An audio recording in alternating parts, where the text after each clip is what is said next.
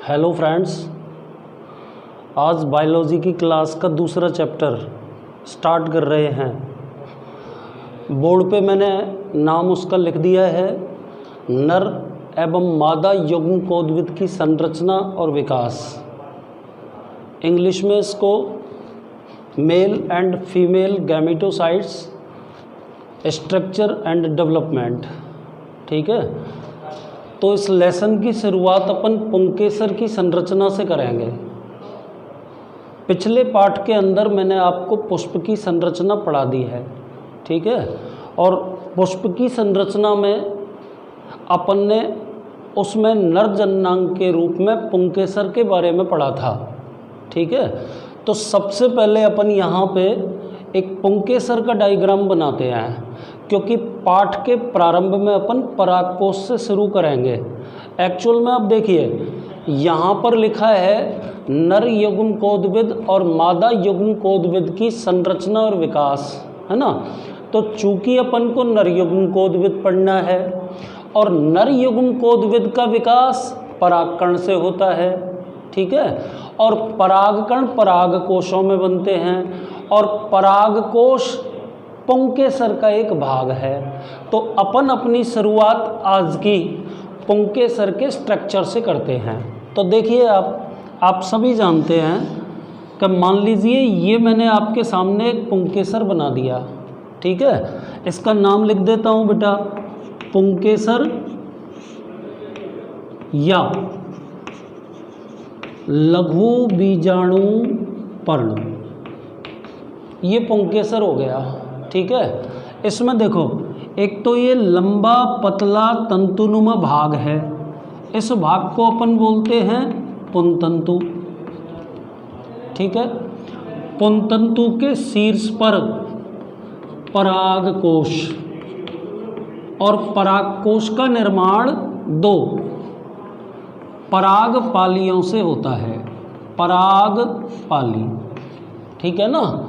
परागकोश की दोनों परागपालियाँ योजी, ये जो नाम यहाँ पे लिखा है ना योजी नामक संयोजी ऊतक द्वारा आपस में जुड़ी रहती हैं। योजी जो होता है यह बंध्य कोशिकाओं से बना होता है, अर्थात इसकी कोशिकाएं जनन अक्षम होती हैं। तो बेटा सबसे पहले तो आपको पुंकेसर और लघु बीजाणु पर्ण की संरचना आनी चाहिए, क्लियर है। अब अपन आगे बढ़ते हैं। अब परागकोश के परिवर्धन के बारे में चर्चा करेंगे, ठीक है। देखिए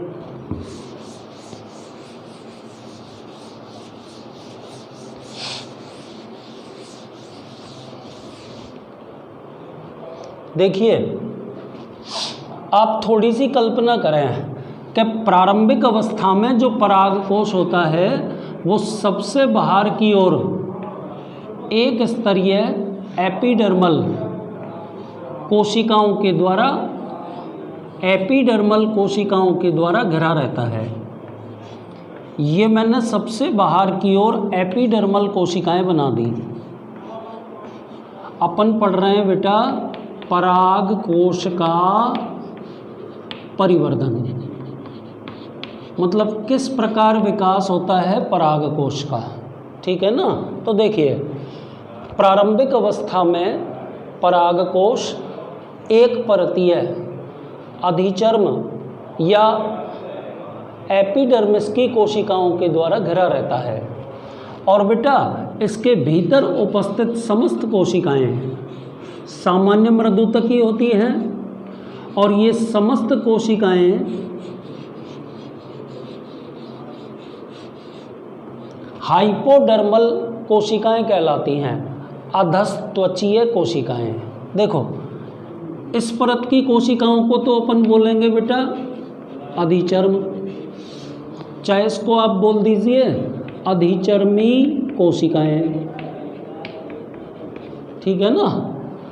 अधिचर्मी कोशिकाओं के ठीक भीतर उपस्थित संपूर्ण ऊतक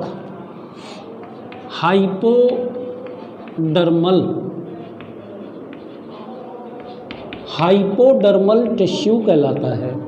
यानी कि अधस्त्वचीय ऊतक कहलाता है। ठीक है ना। अब देखो अपन पराग कोश के परिवर्धन की प्रक्रिया को शुरू करते हैं।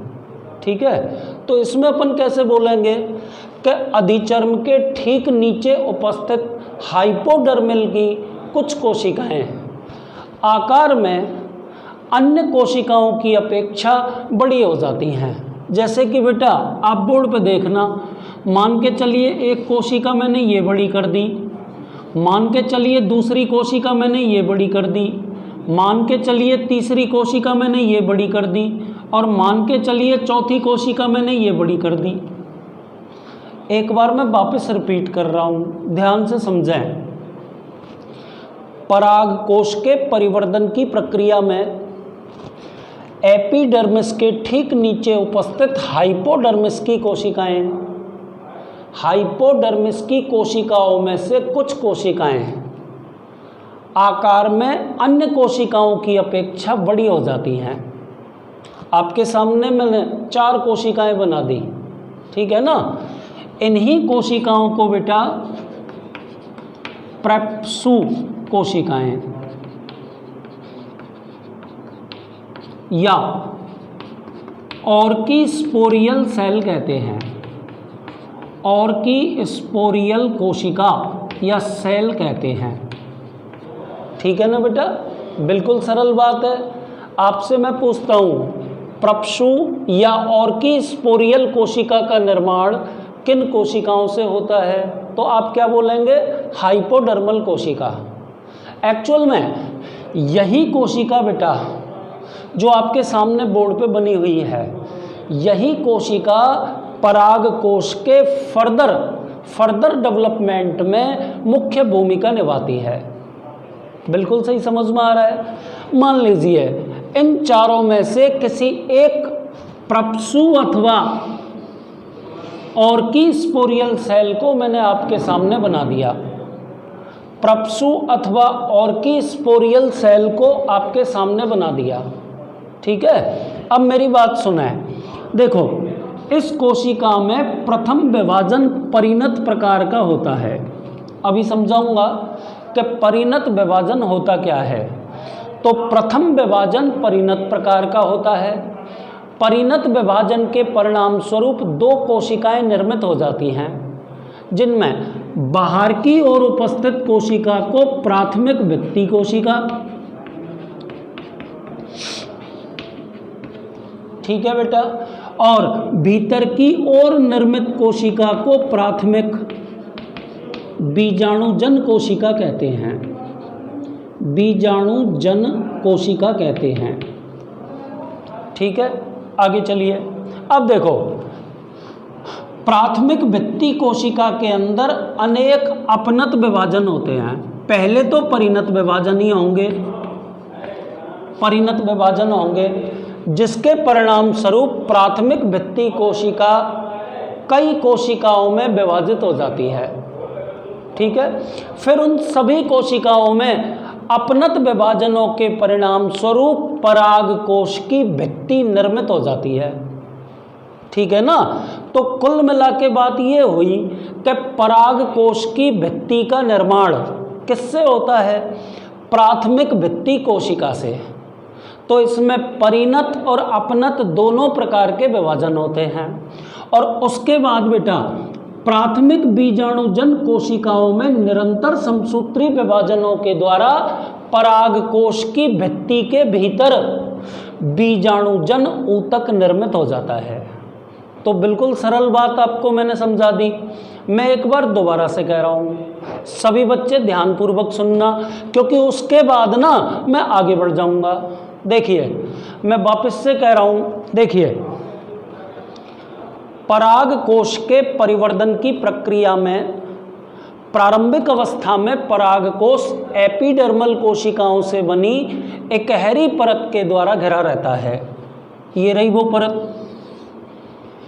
एपिडर्मल कोशिकाओं की इस परत के ठीक भीतर उपस्थित कोशिकाएं हाइपोडर्मल कोशिकाएं कहलाती हैं।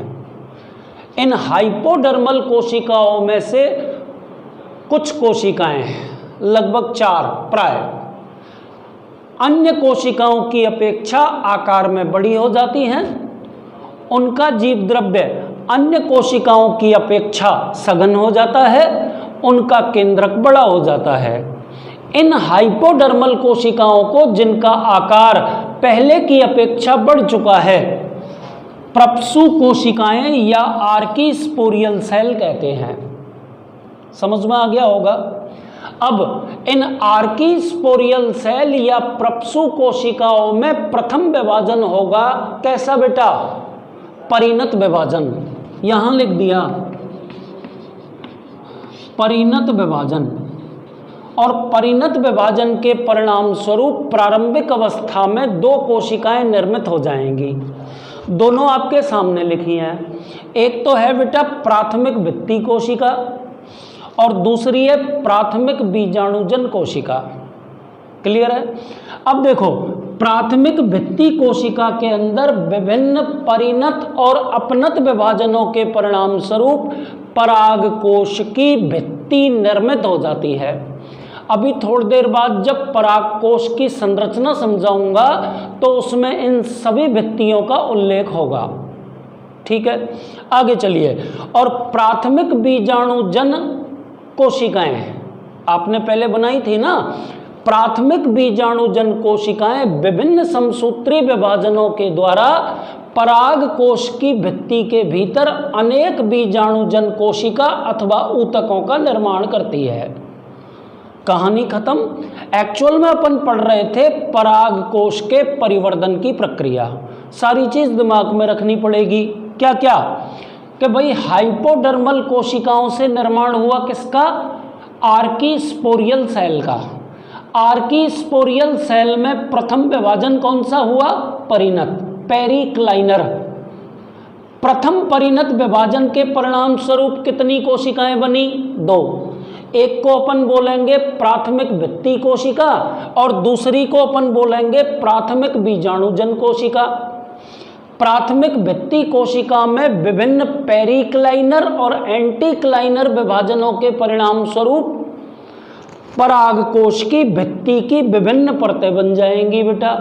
और प्राथमिक बीजाणुजन कोशिका में अनेक समसूत्री विभाजनों के परिणाम स्वरूप पराग कोश की भित्ति से ढका बीजाणुजन ऊतक निर्मित हो जाएगा। अब आपको बताया जाएगा, हो सकता है आपके दिमाग में आ रहा हो कि ये दो नए नाम मैंने आपके सामने रखे हैं। एक तो रखा है बेटा परिणत विभाजन और दूसरा अपनत विभाजन। दोनों को मैं बोर्ड पे लिख रहा हूं। एक नाम तो लिखा है बेटा मैंने परिणत विभाजन और दूसरा नाम मैंने लिखा है बेटा अपनत विभाजन।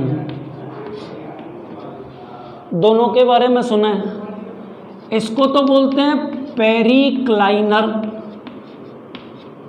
और अपनत विभाजन को बोलते हैं एंटीक्लाइनर डिवीजन। अब ध्यान से सुनिए, ये दोनों प्रकार के विभाजन जो हैं वो समसूत्री प्रकार के विभाजन हैं। जानते होंगे समसूत्री विभाजन किसे कहते हैं? वह कोशिका विभाजन जिसके परिणाम स्वरूप बनने वाली कोशिकाओं में गुणसूत्रों की संख्या मात्र कोशिका के समान होती है, समसूत्री विभाजन कहलाता है। देखो बेटा, जैसे मान लो कि ये अपन ने प्रप्सु कोशिका बना दी। आपको समझाने के लिए मैंने बड़ी कोशिका बना दी।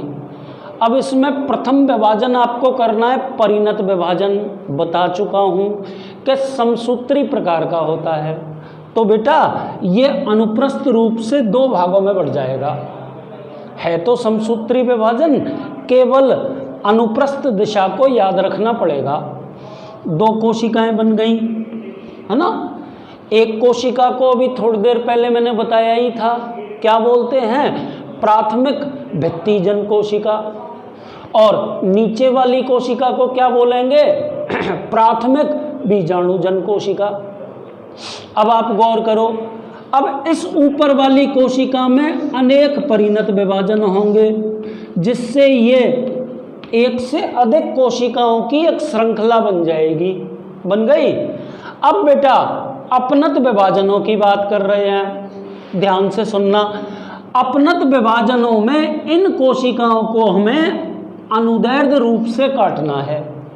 तो मेरी बात को गौर करें कि परिणत विभाजन के अंतर्गत कोशिकाओं को अनुप्रस्थ रूप से डिवाइड किया जाता है, ठीक है ना, कोशिकाओं को अनुप्रस्थ रूप से डिवाइड किया जाता है, जबकि अपनत विभाजन के अंदर कोशिकाओं को अनुदैर्ध्य रूप से डिवाइड करते हैं। दोनों समसूत्री विभाजन के प्रकार हैं। देखो गौर करो, परिणत विभाजन के द्वारा तो कोशिकाओं की संख्या में वृद्धि होती है और अपनत विभाजन के द्वारा एक कोशिकीय स्तर, मतलब कोशिका, एक पर्टिकुलर कोशिका कोशिकाओं के एक स्तर में कन्वर्ट हो जाती है। ये दोनों प्रकार हो गए। आगे चलिए,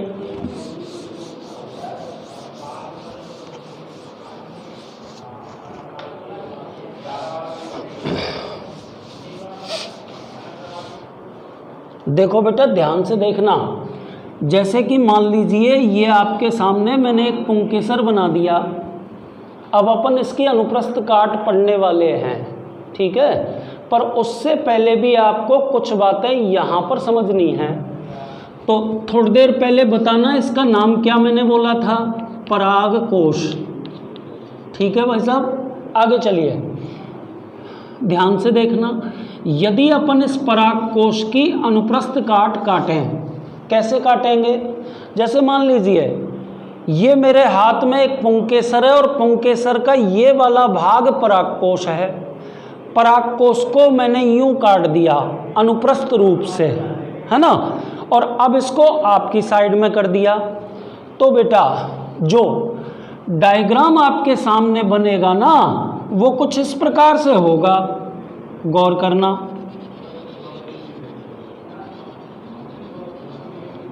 इस तरह से बनेगा बेटा, ठीक है ना। देखो परागकोश का निर्माण कितनी परागपालियों से होता है? 2 परागपालियों से, ठीक है ना। एक परागपाली ये रही, दूसरी परागपाली ये रही, समझना ध्यान से। तो बेटा देखो एक परागपाली तो पूरी की पूरी ये मानी जाएगी और दूसरी परागपाली पूरी की पूरी ये मानी जाएगी। मतलब 2 ही परागपालियां हैं और दोनों की दोनों परागपालियां योजी नामक संयोजी ऊतक के द्वारा आपस में जुड़ी हुई हैं। देखो ध्यान से सुनो कि यदि आप परागकोश की अनुप्रस्थ काट काट कर देखते हैं तो आपको स्ट्रक्चर कुछ इस प्रकार का दिखाई देता है, जिसमें एक परागपाली ये पूरी है, ये गोला किया हुआ है मैंने, दूसरी परागपाली ये पूरी है, ठीक है, और दोनों परागपालियों के बीच में योजी नामक संयोजी ऊतक उपस्थित है। समझ गए होंगे आप। आगे चलिए बेटा, देखो ध्यान से चलना। अब देखिए, तो ये तो एक परागपाली बना दी मैंने, ध्यान से। अब प्रत्येक परागपाली के अंदर 2 परागधानियां या परागपुट या लघु बीजाणुधानियां उपस्थित होती हैं। गौर कीजिए कि देखो बेटा, एक तो ये परागपाली है, इस परागपाली के अंदर एक परागधानी या परागपुट या इसको अपन बोल सकते हैं लघु बीजाणुधानी, और दूसरी ये रही। ऐसे ही इस परागपाली में 2 लघु बीजाणुधानी। तो कुल मिलाकर अपन ये कह सकते हैं कि सामान्य अवस्था में एक परागपाली के अंदर 2 लघु बीजाणुधानियां, 2 लघु बीजाणुधानियां, एक परागपाली के अंदर 2 लघु बीजाणुधानियां या 2 परागपुट उपस्थित होते हैं, ठीक है ना, 2 परागपुट उपस्थित होते हैं। ये हो गया, ठीक है। ऐसे की ऐसे ही इस वाली परागपाली में ही, ठीक।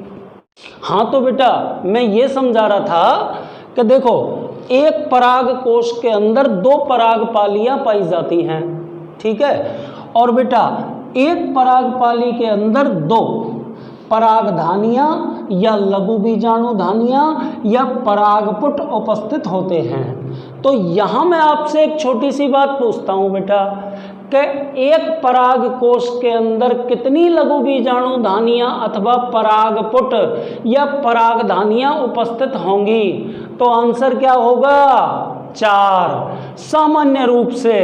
पर अब यहाँ आपको गौर करना पड़ेगा। क्या गौर करना पड़ेगा बेटा? एक कुल का नाम आपके सामने बोर्ड पे मैं लिख रहा हूँ। कुल का नाम है मालवेसी। क्या नाम है? मालवेसी। और मालवेसी कुल के 2-3 पादप भी ले लीजिए, जैसे भिंडी, गुड़हल, कपास आदि। ठीक है ना? इनमें क्या होता है कि परागकोश तो 2 परागपालियों का ही बना होता है, लेकिन एक परागपाली के अंदर केवल एक लघु बीजाणुधानी या परागपुट या परागधानी उपस्थित होती है। गौर करना बेटा, मैं बोर्ड पे आपको लिख के बता रहा हूं। देखिए,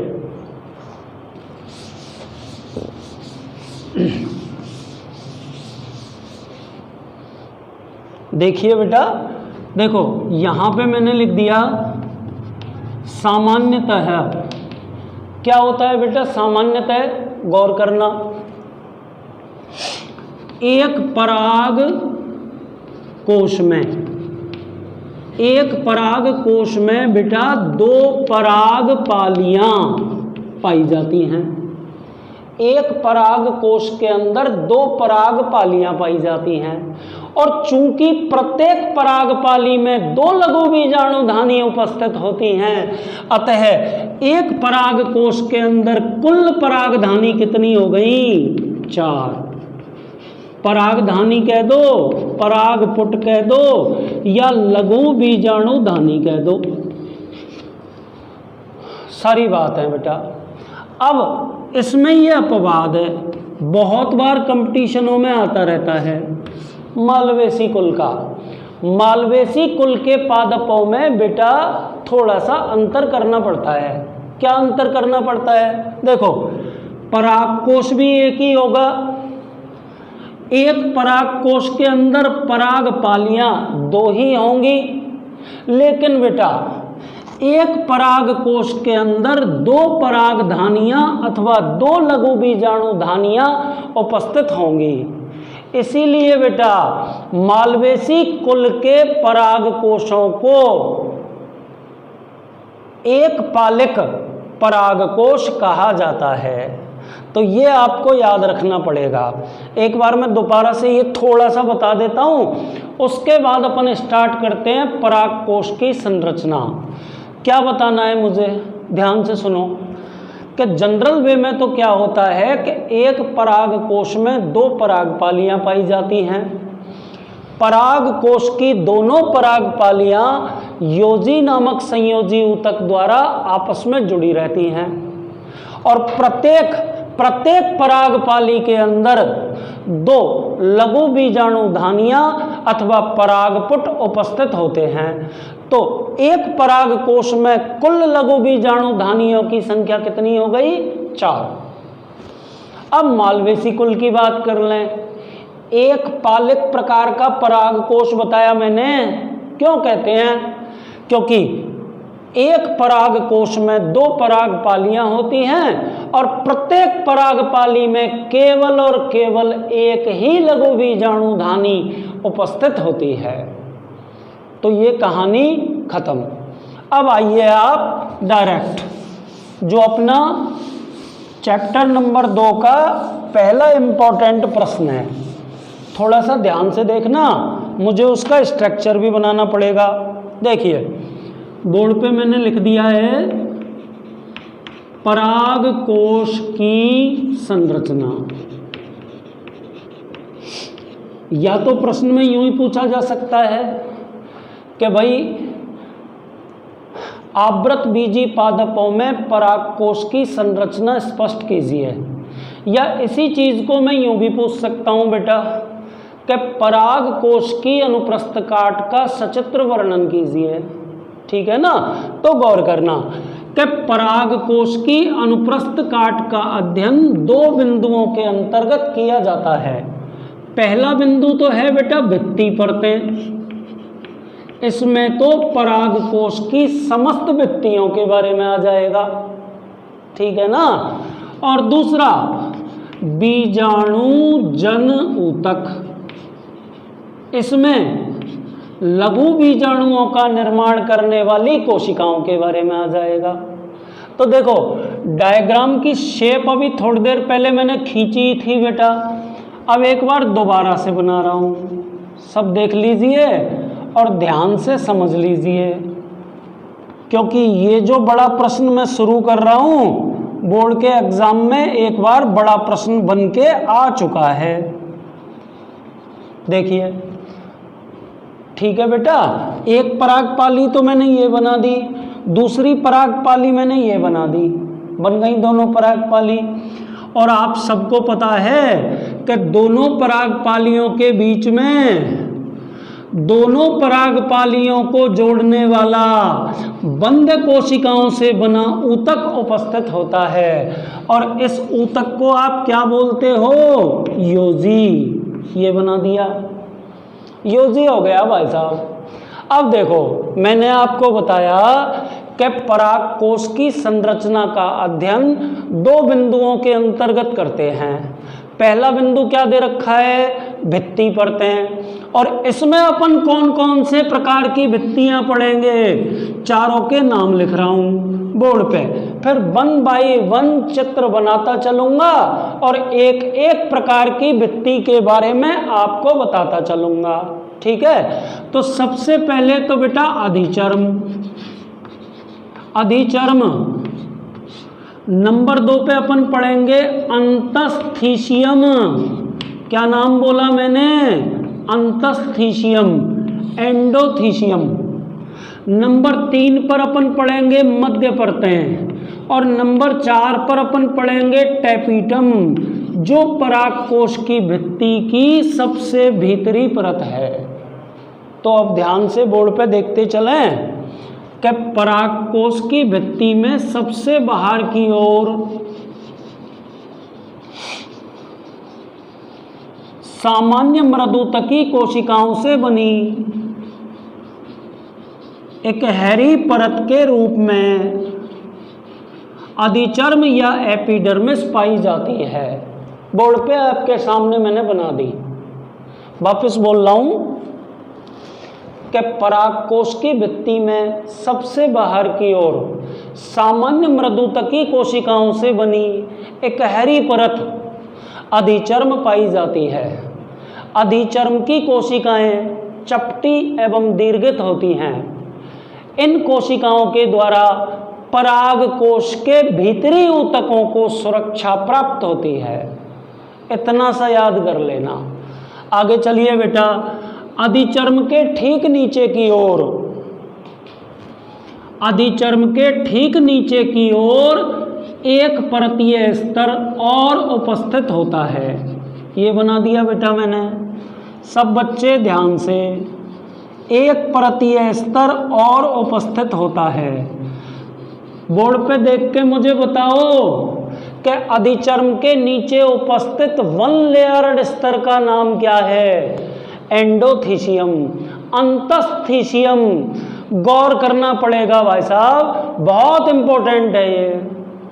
इसमें से छोटे प्रश्न पेपर में आते हैं 2, मैं समझा रहा हूं। देखिए, एक तो जैसे मान लो एंडोथीशियम की एक कोशिका मैंने ये ले ली आपके सामने, तो एक विशेषता तो आपको ये बोलनी पड़ेगी बेटा कि इस स्तर की कोशिकाओं में अल्फा सेल्यूलोज का रेशेदार स्थूलन पाया जाता है।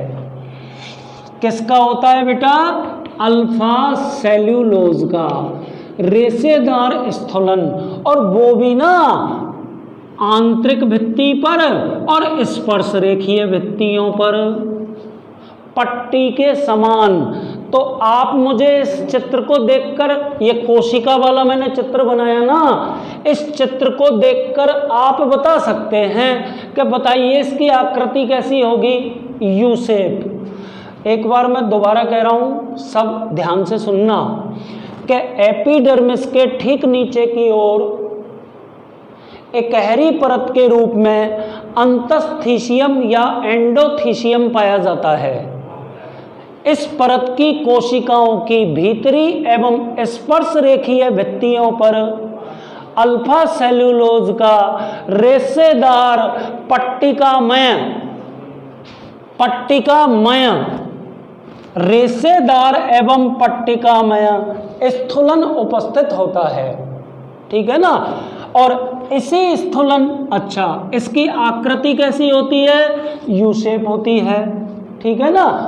इसी अल्फा सेल्यूलोज के कारण इस स्तर की कोशिकाएं हाइड्रोस्कोपिक नेचर की होती हैं, अतः पराग कोश के स्फुटन में इसका योगदान होता है। तो बेटा आज अपन ने पराग कोश की भित्ति की 2 परतों के बारे में आपको बताया। कौन कौन सी 2 परतें बताई? एक तो अधिचर्म, दूसरी एंडोथीशियम। यहाँ से आगे की परतें आपको कल की क्लास में बताई जाएंगी। भित्ति कल ये पराग कोश की संरचना बिल्कुल खत्म, उसके बाद में आपको इसी से जुड़ा टॉपिक लघु बीजाणु जनन पढ़ाया जाएगा। ठीक, थैंक्स।